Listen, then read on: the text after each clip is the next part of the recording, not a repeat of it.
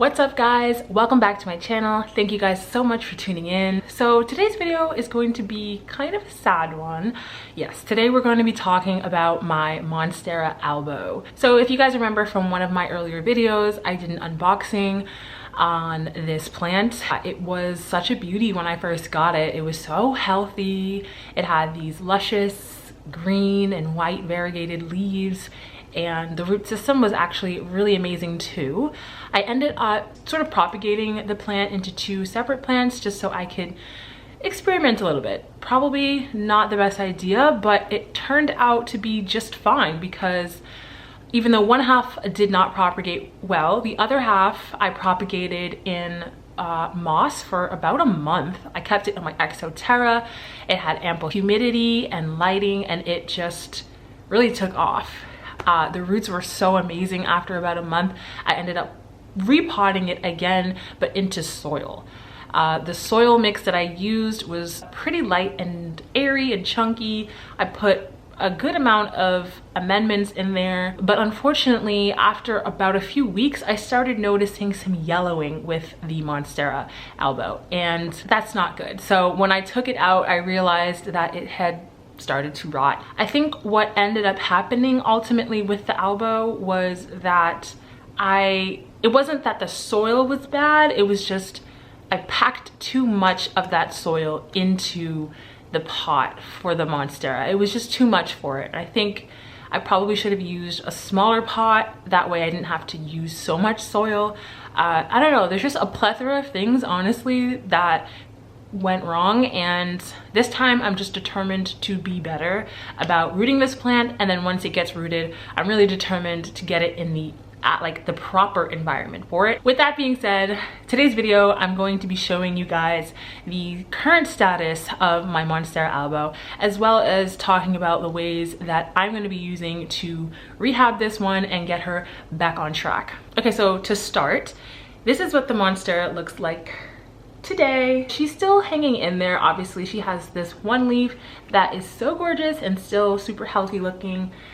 She has this other leaf here as well that's doing quite nice, and this is her top leaf. As you can see, due to nutrient deficiency, it looks like she's starting to brown a little bit, but this is a top cutting, so a new leaf should have emerged from this leaf, from this plant.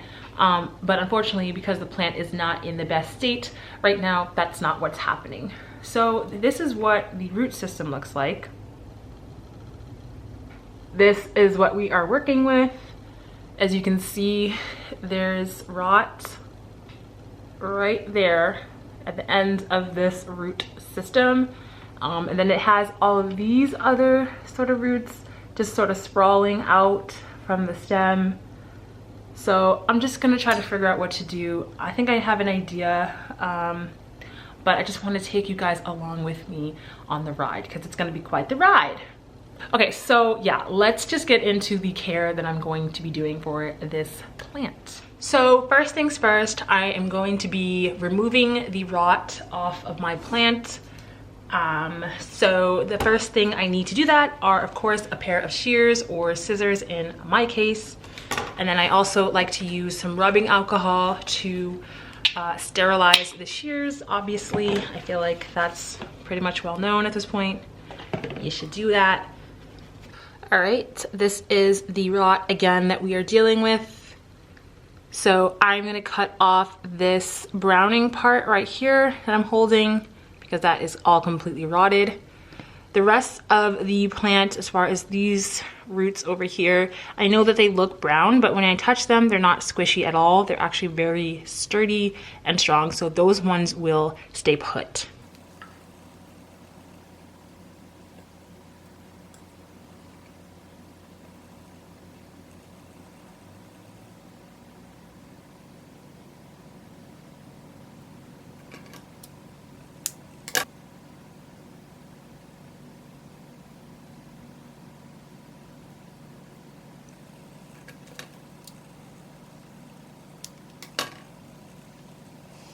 All right, so now I've chopped off the amount of rot that I wanted to.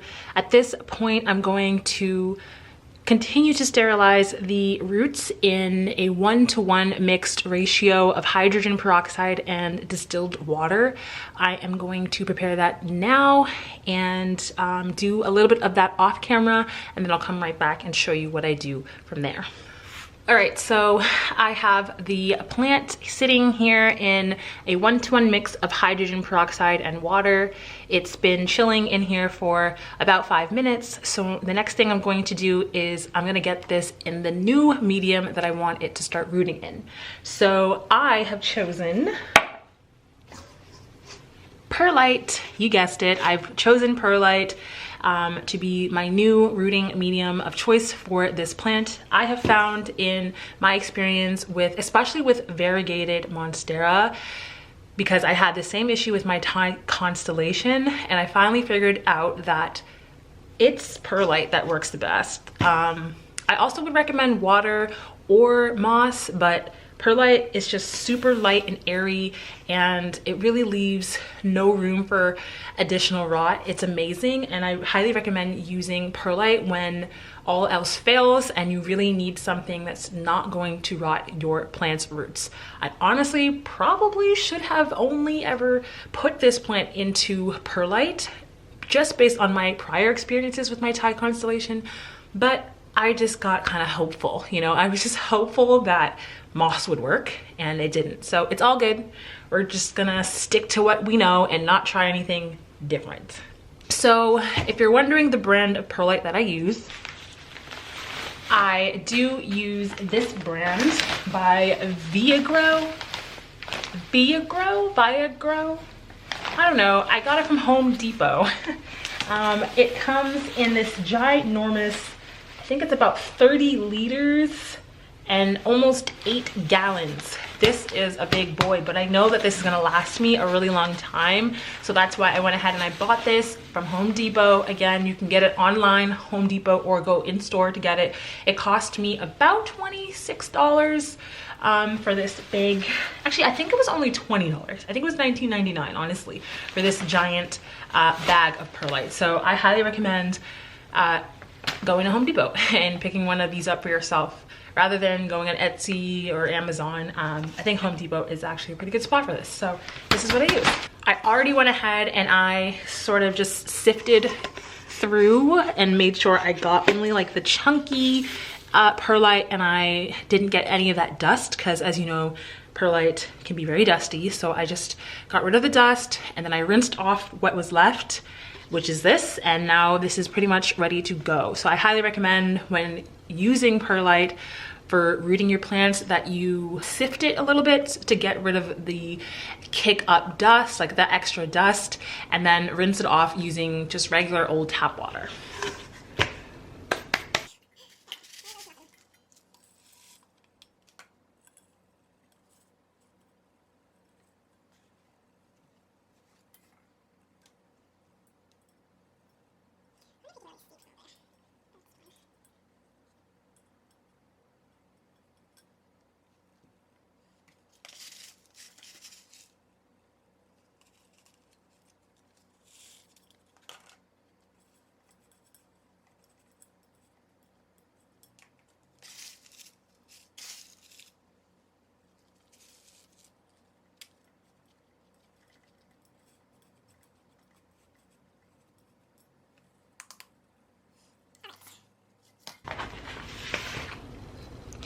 Okie doke, so this is the system that I'm going to be working with for this plant. At this point, it is 100% in Perlite. You can see that it's got this main root going through, and I love that I can see the root, so I can see if there's any funny business going on. There's additional roots popping out here, so I will also be able to see what's going on with those roots as time progresses. So yeah, looks pretty good to me. What I'm going to be doing next is I'm going to be treating this system as if it was a hydroponic system, because you can use substrates such as leca, perlite, or pon to create a hydroponic environment. So in order to create this hydroponic system, you're obviously going to need water. I do not use just any water, however, though, when I am using hydroponics. What you're gonna need is a gallon of distilled water. I say that you should use distilled water over tap water or even just regular spring water because of pH reasons. In hydroponic systems, you really want to maintain a pH of between 5 and 6. Therefore, it's not going to be too acidic or too basic. It'll be the perfect environment for your plant's roots to develop. So the other mixes that I have in here, I don't have the containers out right now, but I will go ahead and just verbally tell you what is in here. So I use the General Hydroponics Flora series, which comes with the Flora Grow, the Flora Micro, and the Flora Bloom. So I use about 5 milliliters of each of those 3 in here. And then I go ahead and I drop a 1 single milliliter of the General Hydro Rapid Start, another milliliter of Flora Clean, and then another milliliter of CalMag. So all of those together are in this one gallon of distilled water. So I go ahead, mix it up. And then what I'm gonna do next is I'm going to fill this container about 1/3 of the way, so probably just to like right here-ish, but I'll show you in a minute. I'm gonna fill that with water and then I'm gonna let it chill. And that is pretty much it. That's all there is to it.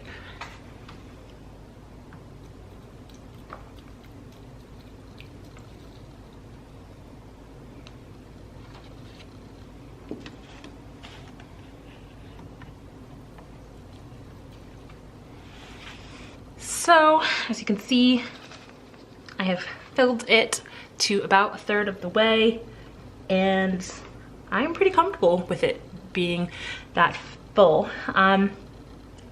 Yes, it's going to do just fine. I hope, fingers crossed. I will definitely keep you guys posted on this for sure. This is going to stay in my Exoterra where it can get maximum humidity and lighting. The more light and humidity that this guy can get, the better. So stay tuned. Alright guys, so for this portion of the video, I have switched over to the voiceover. As you can see, this is about 1 month later. The roots are back. They look so good, so healthy, juicy, and I've got a couple active growth points. The Perlite has definitely been the best option for me as far as re-rooting this plant. So I think it's also time to probably get this one potted up into some rich soil, so that's what's gonna happen next. So keep watching.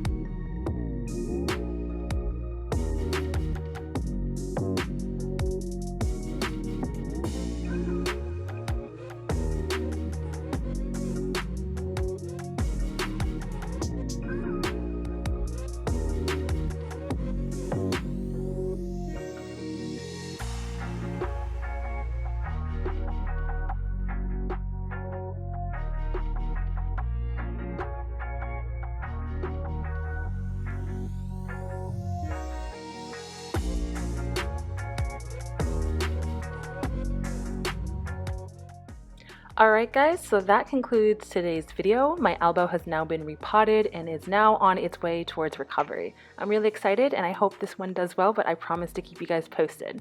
That's all for today's video. I hope you guys enjoyed. See you guys next time. Bye!